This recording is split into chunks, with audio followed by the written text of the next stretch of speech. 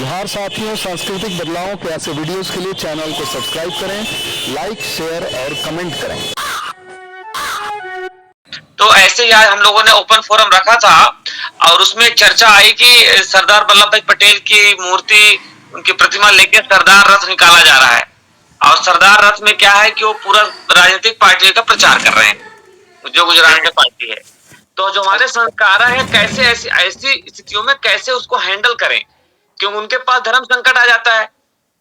संस्कारक है, पुरोहित हैं, उनको हमें यह भी ट्रेन करना है कि अगर कोई राजनीतिक दल, ऐसा राजनीतिक दल जो किसानों का हितैषी नहीं है, युवाओं का हितैषी नहीं है, रोजगार नहीं दे रहा है, महापुरुष के नाम पे या किसी नाम पे समाज को बरगलाने का प्रयास करता है, ऐसा राजनीतिक दल कैसे मैनेज करेगा? मतलब मैनेज करेगा कि समाज का जो संस्कारकों को अपने पुरोहितों को सिखाना है कि ऐसी दशा में आपका क्या रोल होना चाहिए। अभी ये चला था एक हिंदू सम्मेलन करके, इसके पहले आया था।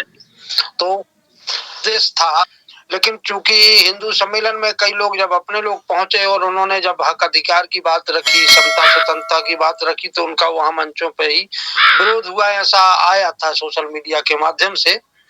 तो अपने जो लोग हैं, अगर समझ में आता है कि ये समाज को दिशाहीन कर रहे हैं, गुमराह कर रहे हैं, एक उनका मोटिवेशन कर रहे हैं पार्टी विशेष के लिए, तो उस समय हमारे आचार्यों को ऐसे मंचों का उपयोग कैसे करें, ये विधि आना चाहिए।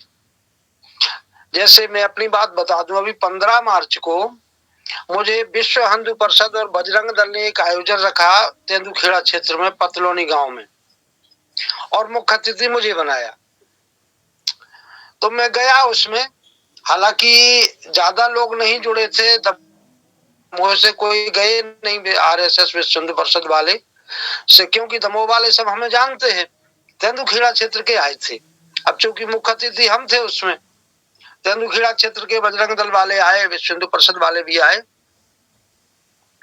लेकिन ज्यादा लोग गांव देहात का उस समय कटाई का सीजन था, 15 मार्च को, तो ज्यादा लोग इकट्ठे नहीं हुए। लेकिन जितने हुए उनके बीच में जब मैंने विषय रखा तो समरसता का सब्जेक्ट था, शिक्षा का सब्जेक्ट था, और उन्हीं के विषय पर जब मैंने व्याख्या करना शुरू किए तो फिर वो विश्व हिंदू परिषद वाले वही कहने लगे कि ये तो वाम मार्गी लोग हैं। व्याख्या उन्हीं की थी, विषय उन्हीं के थे, तो हमारे लोगों को ऐसे विषय पर बोलना आना चाहिए कि हम उस विषय पर भी लोगों के समक्ष सच्चाई प्रस्तुत कर सके कि सच्चाई क्या है। जैसे सरदार पटेल को लेकर के अगर लोग आए और सरदार पटेल के माध्यम से अपने समाज को गुमराह करके एक तरफ मोड़ना चाहते हैं, तो सरदार पटेल के जीवन का हमें अध्ययन होना चाहिए कि उनके जीवन में उन्होंने क्या, उनके उद्देश्य थे, क्या विचारधारा थी, क्या उन्होंने किया है समाज के लिए।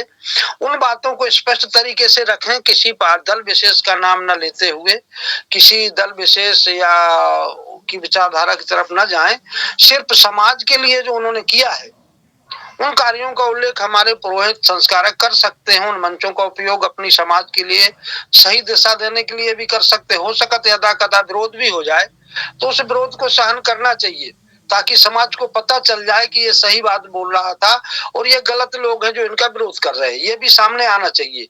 क्योंकि जब हम लोगों का विरोध होगा तब समाज फिर उसका आकलन करेगी कि सही कौन बोल रहा है, और यदि आप उन्हीं के पक्ष में बोल गए तो हमारी समाज गुमराह हो सकती है। इसलिए हमें सत्य का पक्ष लेना है।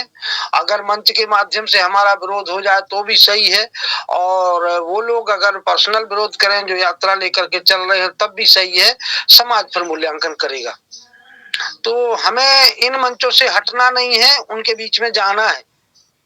मैंने भी जब उन्होंने आयोजन रखा और एक जन ने मुझे मुख्य अतिथि बनाया तो मैंने कि बजरंग दल और विश्व हिंदू परिषद में मुझे अतिथि क्यों बनाया? अरे बोले भाई साहब, हम चाहते हैं कि आपके विचार उनके बीच में भी जाना चाहिए, तो इसलिए आपको रखा है। वो अपने वाले व्यक्ति थे, तो मैंने कहा ठीक है, मैं आऊंगा। तो कहीं भी ऐसे अवसर मिलते हैं तो उन अवसरों में जाइए और उनका स्वागत सम्मान करिए, और उनके मंच से हम अपनी बात रख सकें ऐसा अवसर ढूंढते रहिए।